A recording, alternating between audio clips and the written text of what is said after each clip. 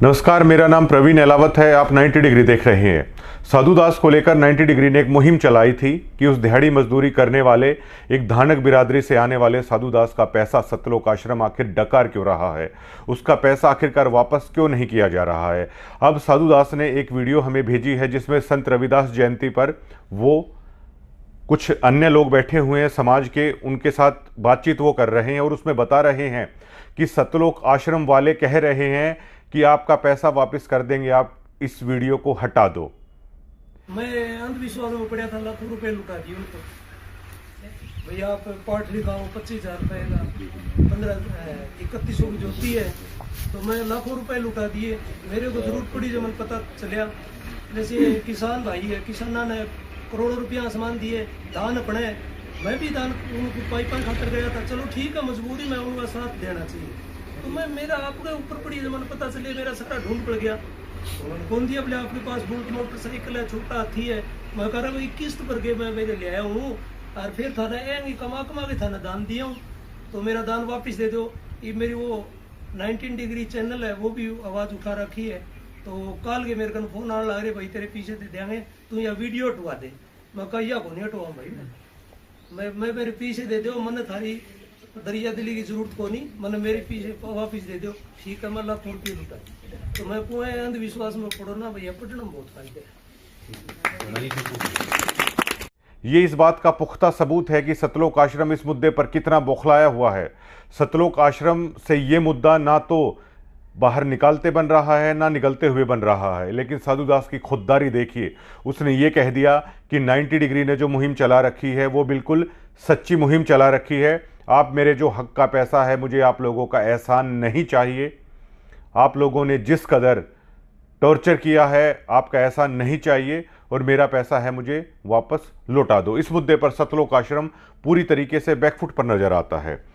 और आप सतलोक आश्रम के बारे में अगर आप रिसर्च करेंगे ना तो हैरान हो जाएंगे आप। अब जबकि एक सवाल मन में बार बार उठता है कि आप संत रामपाल जी महाराज का जिक्र अगर हरियाणा में कहीं पे करने लग जाते हैं तो मैंने बहुत सारे लोग ऐसे देखे हैं वो बुरा भला कहने लग जाते हैं। अब जब उन आदमियों से आप पूछेंगे तो वो रीज़न जो बताएंगे ना, जो अनाप शनाप की बातें उस दरमियान आश्रम के बाबत मीडिया ने लिखी थी, उन चीज़ों का जिक्र हो जाता है। जो बैड एलिमेंट हथियार लेकर खड़े थे, जो 6 लोग मरे भी थे बरवाला कांड के दरमियान, उन चीज़ों का जिक्र है वो लोग कर लेते हैं और उन सभी चीज़ों को संत रामपाल जी महाराज से जोड़ देते हैं। उन आदमियों को ये नहीं पता कि संत रामपाल जी महाराज का दूर दूर तक इस तरह के बैड एलिमेंटों से कोई हाथ नहीं था। एक राष्ट्रीय समाज सेवा समिति जो संत रामपाल जी महाराज के भाई हैं महेंद्र दास, उन्होंने गठित की थी। संत रामपाल जी महाराज ने पूरी संगत के सामने ये कह दिया था कि ये समिति मेरी नहीं है। संत रामपाल जी महाराज को बरवाला के बाद जब गिरफ्तार किया गया था, मेडिकल के लिए पंचकुला हॉस्पिटल में लाया गया था, तब भी संत रामपाल जी महाराज से मीडिया ने पूछा था कि बाबा जी ये जो गुंडा तत्व है, बैड एलिमेंट है, ये जो गुंडागर्दी बाहर हुई है, ये आखिरकार कौन है। संत रामपाल जी महाराज ने पूरे देश के सामने ये कह दिया था, ये राष्ट्रीय सेवा समिति के लोग हैं, ये लोग मेरे नहीं हैं। आपके ऊपर इतने इल्जाम है सर, आपके ऊपर इतने इल्जाम झूठे कैसे हैं आपके ऊपर? आपके गुंडे इतने खड़े थे वहाँ पे, हजारों आदमी हरियाणा पुलिस से। मेरे नीचे राष्ट्रीय समाज सेवा समिति नहीं तो आपकी समिति है। अरे आपकी समिति है बाबा, आप अपने आप को संत कहते हैं, आप संत कहने लायक भी है। आप आपसे भी जवाब दीजिए। आपके वहाँ इतनी फोर्स, इतने गुंडे, इतने आर्मी खड़ी है हरियाणा पुलिस के ऊपर, आप लोगों के ऊपर आपने इतना बंदी बनाए रखा है। जितने लोग आपके आश्रम से निकले हैं वो सब कह रहे हैं कि उन्होंने आपके लोगों ने उनको बंदी बनाया हुआ था। नहीं रामपाल जी, आपके आरोप आपके ऊपर आप अपने आप को संत बुलाते हैं, सब झूठे हैं। जो आपका गवर्नमेंट और कॉनमेंट, और आपने जो जिस तरीके से मीडिया को टारगेट किया गया, हथियार को सब गवर्नमेंट और कॉनमेंट रामपाल जी। और अगर आप राष्ट्रीय सेवा समिति का आप इतिहास देखेंगे, अगर उन आदमियों को देखेंगे जो इन्होंने इस ट्रस्ट को रजिस्टर करा रखा है इस नाम से, तो उसमें संत रामपाल जी महाराज के परिवार वाले लोग ही आपको नजर आएंगे। ये जो मैनेजमेंट है, ये जो राष्ट्रीय सेवा समिति है, इसका संत रामपाल जी महाराज से दूर दूर तक कोई संबंध नहीं है और उनका उनके परिवार से भी दूर दूर तक कोई संबंध नहीं है। जो हरकतें इन बैड एलिमेंटों ने की है, उनके नाम पर जेल में तो केवल संत रामपाल जी महाराज हैं। बहुत सारे लोगों पर यह देशद्रोह का मुकदमा लगा था। एक सवाल उठता है कि सभी लोग उस मुकदमों से बाहर आ गए, लेकिन आखिर संत रामपाल जी महाराज अकेले जेल में क्यों हैं? इनके पाप कर्मों को भोगते भोगते संत रामपाल जी महाराज को 11 साल हो चले हैं, वो जेल के अंदर हैं। लेकिन इन लोगों का देखिए आप, इन 11 साल में इन लोगों की आय देखिए, इन लोगों का स्टैंडर्ड ऑफ लिविंग देखिए, इन लोगों की गाड़ियां देखिए, इन लोगों के चमकते हुए चेहरों को देखिएगा। 11 साल पहले इनके चेहरे कैसे थे, आज किस तरह चमकते धमकते हैं इन लोगों के चेहरे। इन लोगों के घर देखिए किस तरह महलों की तरह इन्होंने धनान आश्रम में भी बना लिए हैं, हिसार में भी बना लिए हैं, अन्य जगह पर भी बना लिए हैं। 11 सालों में इन्होंने कौन सी मतलब लेफ्टिनेंट की नौकरी करके ये लोग इतना सारा पैसा है ये लोग लेके आए हैं। और जो आप दान दे रहे हो सतलोक आश्रम में, जो भी आप कर रहे हो, आप इस मैनेजमेंट, इस राष्ट्रीय सेवा समिति को कर रहे हो और इस समिति का संत रामपाल जी महाराज से दूर दूर तक कोई मतलब नहीं है। जो वीडियो कॉल में संत रामपाल जी महाराज ये कहते हैं कि ये मेरे उस पर हो रहा है, ये केवल संत रामपाल जी महाराज इसलिए कहते हैं कि जो संगत है वो कहीं ना कहीं वो रास्ता ना भटक जाए। संत रामपाल जी महाराज ने पंचकुला में कह दिया था मीडिया के सामने, ये बैड एलिमेंटों का मेरा दूर दूर तक कोई संबंध नहीं है। आज उनका परिवार संत रामपाल जी महाराज के नाम पे, किसान प्रोग्राम के नाम पे बड़ी बड़े साफे और पगड़ियां पहन रहा है, सम्मान करवा रहा है। लेकिन यही संत रामपाल जी महाराज के बेटे मीडिया को कहते थे कि हमारा सर शर्म से झुक गया है कि हम इसके बेटे हैं, ये हमारा पिता है।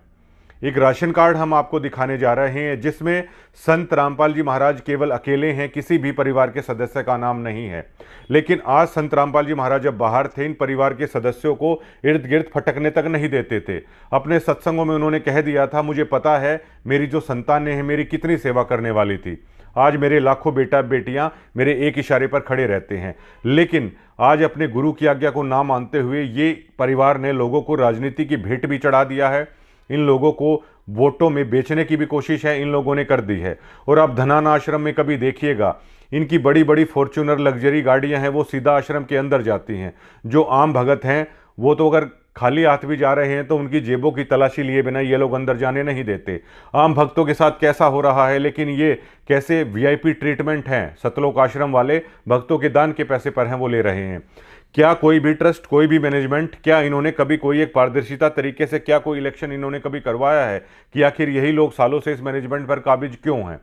पूरी तरीके से अब जब हमने वीडियो बनाई तो राष्ट्रीय समाज सेवा समिति की तरफ से एक वीडियोस आपने देखी होगी जिसमें वो ये कह रहे हैं कि हमारे आश्रमों के बारे में, ये इनकी निजी संपत्ति है।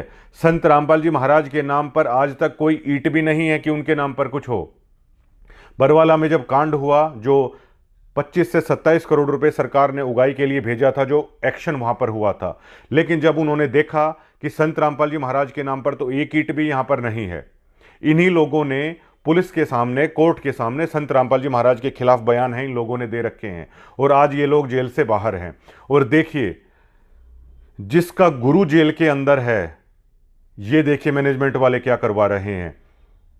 उन भक्तों को समझना चाहिए कि जिसका गुरु जेल की खड्डी पर सो रहा है, जिसका गुरु जेल में जमीन पर सो रहा है, उसके भक्तों के साथ किस तरह का खिलवाड़ किया जा रहा है। इन सतलोक आश्रम में बड़े बड़े वीआईपी लोग हैं वो आ रहे हैं, ढोल नगाड़े बजा रहे हैं, लड्डू हलवे और जलेबियां बनाई जा रही हैं। आप किसी को लड्डू खिलाइए तो हरियाणा के आम समाज में या कहीं भी लोग ये पूछते हैं कि किस बात की खुशी के ये लड्डू हैं खिलाए जा रहे हैं। लेकिन इस कदर भक्तों को अंधा कर दिया गया है कि उनका गुरु तो जेल में है, ये लोग मिठाइयाँ बांट रहे हैं, ये लोग लड्डू बांट रहे हैं, ये लोग धनाना आश्रम में ढोल नगाड़े बजा रहे हैं, किसान सम्मान समारोह के नाम पर वहाँ पर लड़कियाँ नचाई जा रही हैं, अलग अलग तरह के भौंडे गीत हैं वो प्रदर्शित किए जा रहे हैं जो कि संत रामपाल जी महाराज की विचारधारा से बिल्कुल इतर थे। अरे आप सिखों से ही सीख लीजिए।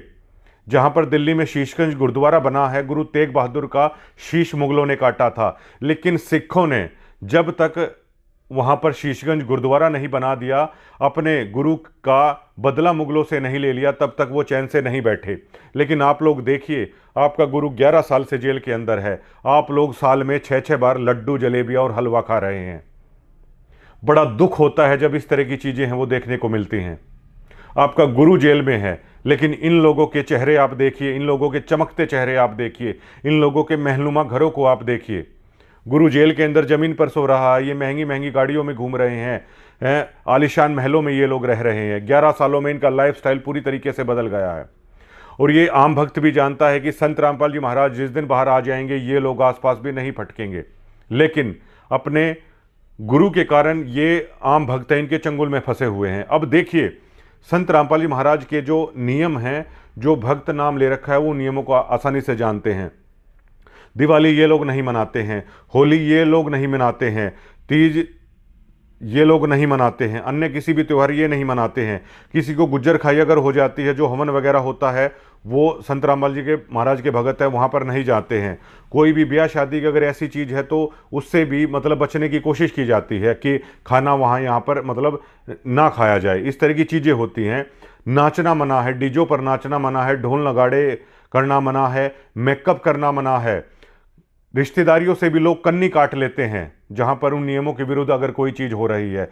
तो एक तरीके से आप देखेंगे तो संत रामपाल जी महाराज का भक्त है वो दुनिया से कट जाता है। मैं खुद इस बात का गवाह हूं। ऐसे ऐसे भक्त हैं कि उनकी बहन है उनसे बात नहीं करती हैं, ऐसे ऐसे भक्त हैं कि उनका भाई उनसे बात नहीं करता है। मैंने ऐसे ऐसे भगत हैं वो देखे हैं, उनके बेटे उनकी पत्नी उनको हर रोज़ ताने देती रहती हैं नियमों को लेकर कि आपने संत रामपाल जी महाराज का नाम क्यों ले रखा है। वो इस कदर दुनिया से कट जाते हैं, दुनिया से वो कट जाते हैं, फिर इस मैनेजमेंट की भीड़ चाल का वो हिस्सा बन जाते हैं। दुनिया से इस कदर कटे हुए हैं, ना उनका कोई मित्र है, ना उनकी कोई रिश्तेदारी है, ना उनका कोई समाज रहता है, और तो और उनका कोई गांव भी नहीं रहता। केवल और केवल उनके लिए रह जाते हैं संत रामपाल जी महाराज। इसी चीज़ का ये लोग फ़ायदा उठाते हैं। इसी चीज़ के कारण संत रामपाल जी महाराज का एक नियम ये भी है कि अपने गुरु के सिवा और किसी को नहीं मानना है। लेकिन ये जो इनके परिवार वाले हैं धनाना आश्रम में, उनके घरों के बाहर भक्त हैं वो ड्यूटी देते हैं, इनके चौकीदार बनकर खड़े रहते हैं इनके परिवार के लोगों के। जहां ये मैनेजमेंट कहती है वहां पर चले जाते हैं, जहां पर झाड़ू लगाने के लिए लोग कह देते हैं वहां पर वो लगाने लग जाते हैं। समाज से कट गए, गांव से कट गए, रिश्तेदारी से कट गए, मित्र यारों प्यारों से कट गए, समाज में हर चीज़ से कट गए। इसी चीज़ से फिर ये लोग भेड़ चाल में शामिल कर लेते हैं।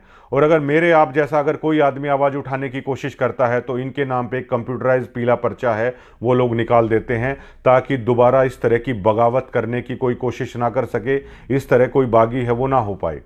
सतलोक आश्रम से जुड़े हुए हर व्यक्ति को ये बात है कि ये जो मैनेजमेंट है, ये जो समितियां बना रखी हैं, इसका संत रामपाल जी महाराज से दूर दूर तक कोई भी संबंध नहीं है। लेकिन इन नौसिखियों ने, इन नकली एक्टरों ने संत रामपाल जी महाराज को इतना बदनाम कर दिया है, इतना बदनाम कर दिया है कि आम समाज में जाकर भी आप अपने गुरु की अगर अच्छाइयाँ बताने की कोशिश करते हैं तो लोग गाली देने लग जाते हैं संत रामपाल जी महाराज के नाम पे।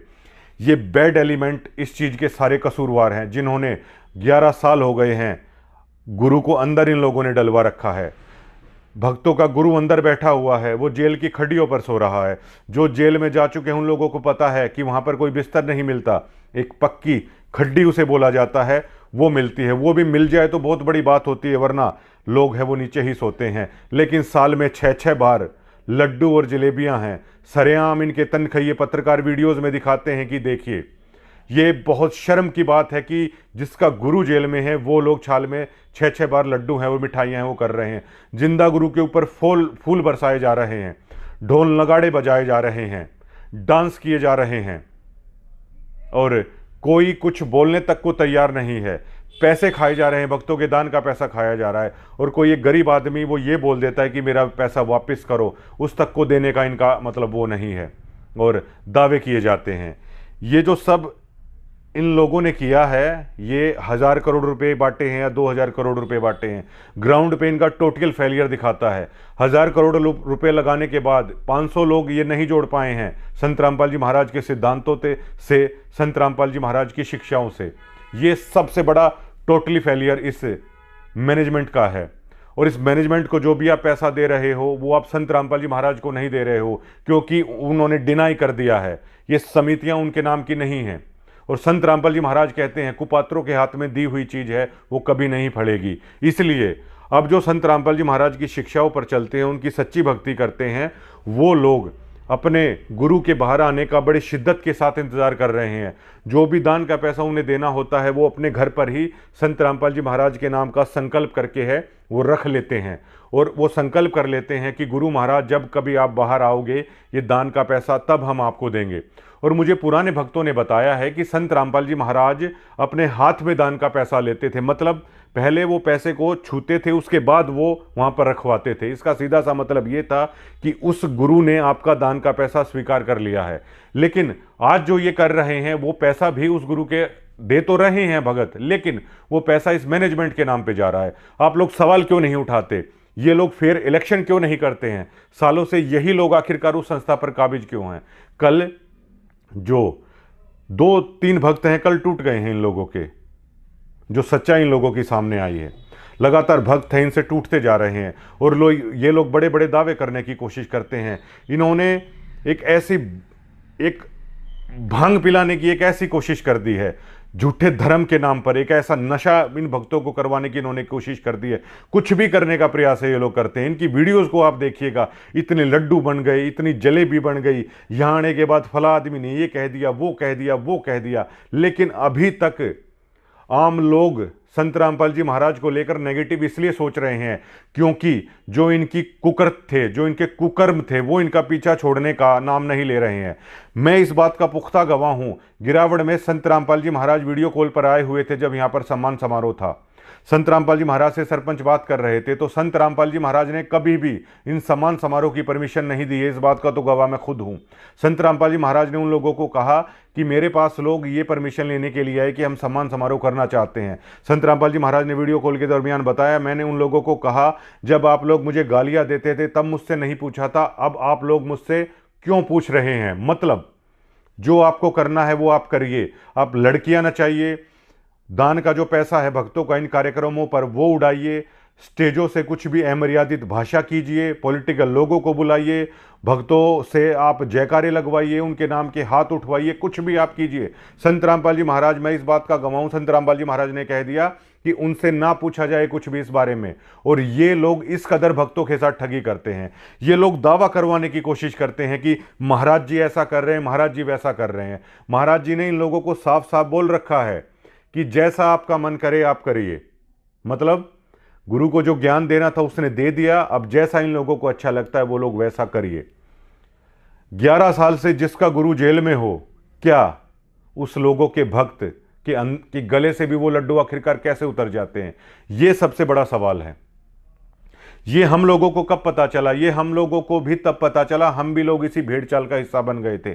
हम लोगों को यह एहसास तब हुआ जब इन लोगों के पंजे से हम छूटे, वो नशा उतरा जिस कदर इन लोगों ने बांध रखा था। लोग अपने घर का काम नहीं कर पाते, ये कहीं भी कभी भी रात को सेवा के नाम पर कुछ भी ड्यूटियां लगा देते हैं।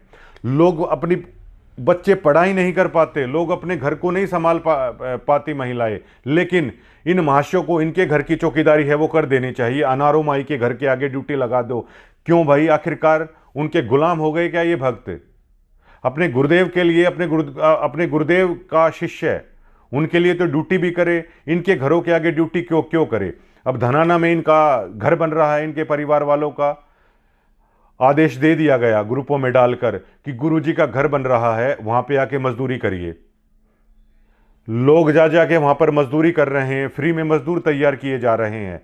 आश्रमों में भक्तों का खून निकाला जा रहा है, आश्रम में भक्तों का पैसा ऐंठा जा रहा है, कभी ज्योतियों के नाम पर, कभी पाठ के नाम पर। कभी कभी भक्तों को कह दिया जाता है कि तुम्हारा नाम खंड हो रखा है। इन लोगों का आखिरकार कभी नाम खंड क्यों नहीं होता? ये लोग लग्जरी लाइफस्टाइल देख रहे हैं। 11 साल से पहले इनकी माली हालत देख लीजिए, आज इनकी हालत देख लीजिए, क्या कुछ इन लोगों ने ऐसा कर दिया। पहले इन्हें शर्म आती थी कि ये हमारा बाप है, आज लोग देखिए उसी बाप के नाम से ये लोग साफे पहन रहे हैं और पगड़ियाँ बांध रहे हैं। कम से कम एक बार वीरेंद्र को आकर स्टेज पर ये तो कह देना चाहिए कि मैं अपने बयान वापस लेता हूं, जिसमें मैं शर्मिंदा था कि मेरे बाप का नाम संत रामपाल जी महाराज है, इसके कुकर्मों के कारण मैं शर्मिंदा हो गया था, मैं समाज में बैठने लायक नहीं रहा। लेकिन कम से कम आगे अब जो जानकारी मिल रही है कि सातरोड खाप में हो सकता है ये कार्यक्रम और करवाने की बातचीत शायद कुछ चल रही है, तो सातरोड खाप में कम से कम संत रामपाल जी महाराज का बड़ा बेटा खड़ा होकर ये तो कह सकता है कि मुझे अपने पिता पर गर्व है। कम से कम वो बयान तो ये समाज के सामने लेके आए और कम से कम ये गलती तो माने कि संत रामपाल जी महाराज का आदेश नहीं था कमांडो बनाने के लिए। संत रामपाल जी महाराज का आदेश नहीं था कि बंदूक लेके खड़े हो जाओ। संत रामपाल जी महाराज का आदेश नहीं था बच्चे और महिलाओं को आप लोग आगे खड़ा कर दो। संत रामपाल जी महाराज का आदेश नहीं था कि हमें कोर्ट पर नहीं जाना है। और आश्रम का हर व्यक्ति जानता है कि गुरु को जेल में डलवाने वाले आखिर लोग कौन हैं, किस गलतियों के कारण है। और कम से कम आप इतना तो सोच लीजिए, जिसका बाप जेल में हो क्या उस जगह पर ढोल नगाड़े कोई बजवाएगा? जिसका बाप जेल में हो, जिसका गुरु जेल में हो, क्या वो लड्डू और बधाइयाँ बांटते फिरेंगे? साल में 6-6 बार लड्डू जलेबियाँ वो बांटते हुए फिरेंगे? अरे आप सिखों से सीख लीजिए, उनके गुरुओं ने कितना बलिदान दे दिया, लेकिन वो कभी भूले नहीं, अपने गुरु का मान रखा जब तक उस चीज़ का उन्होंने बदला ना ले लिया। आप लोग हरियाणा की सोसाइटी के सामने आके गलती मानिए कि ये समिति संत रामपाल जी महाराज की नहीं है। ये जो सभी चीज़ें हुई, जो भी ये बैड एलिमेंटों की हरकतें हुई, ये संत रामपाल जी महाराज का आदेश नहीं था। हमारा गुरु ऐसा नहीं है। आम भक्त जब लोगों के बीच में बैठते हैं तो वो ये कहते हैं कि हमारे गुरु ऐसे नहीं है, लेकिन अब लोग कैसे माने? लोगों ने देखा है इन बैड एलिमेंटों को हथियार लिए हुए। लोगों ने उन चीज़ों को देखा है कि कैसे इन लोगों ने खर्क में किया, कैसे ये गुंडा तथा अपनी गाड़ियों के अंदर बेसबॉल के बीटे रखे, खरगांव में इन लोगों ने हमला किया, कैसे शब्दों का इस्तेमाल ये लोग उन वीडियोस में कर रहे हैं, कैसे ज़बरदस्ती ये लोग थोपने की कोशिश कर रहे हैं कि ऐसे जयकारे लगाओ। तो लोग कह रहे हैं कि चलिए मान लिया आपके गुरु ऐसे नहीं है, लेकिन ये जो जुड़े हुए जो लोग हैं फिर ये ऐसी हरकतें क्यों कर रहे हैं? ये आखिरकार कब गलती मानेंगे अपने इन कुकर्मों की? बस हरियाणा यही चाहता है कि जो कुकर्म इन्होंने किए हैं वो ये करें। और कम से कम आप लोगों को भी सोचना चाहिए, जिसका गुरु जेल में लेटा हुआ है, कम से कम आपको लड्डू नहीं बांटने चाहिए, कम से कम उस सामान में ये लड़कियां नहीं नचानी चाहिए, और कम से कम आपको ये बड़े बड़े साफे और ये पगड़ियां पहनने का अधिकार आपने किसने दे दिया? आपका गुरु जेल में है, आप बड़े बड़े ये सम्मान लेने की कोशिश कर रहे हैं। आप लोगों की बुद्धि का स्तर, मतलब आप लोगों को आखिरकार हो क्या गया है, और उन आम भक्तों को आखिरकार हो क्या गया है, ये सबसे बड़ा सवाल खड़ा हो रहा है। समाज से बिकट गए, वहाँ गए तो इस मैनेजमेंट ने ठग लिया, और इस मैनेजमेंट के चंगुल से निकलें तो ये डरा दिया जाता है कि पीला पर्चा निकल जाएगा। हम लोगों ने हिम्मत की, क्या मेरे पास ये नहीं था कि हम लोग बातचीत कर लें महाराज जी से या वो कर लें? अरे हमने उनकी चीज़ों को सीख लिया, हमें भरोसा हो गया। और हमारे तो भैया, जब तक किसी का गुरु जेल में होता है ना, तो हमारे गले से तो ये लड्डू और ये मिठाइयाँ कभी उतरने वाली है नहीं। हमने तो मना कर दिया साफ साफ। आप लोगों को मुबारक हो, ये जो मैनेजमेंट का, इनके समिति का जो खेल है, आप लोग खेलते रहिए और आप लोग इनका हिस्सा बेशक से बनते रहिए। शुक्रिया।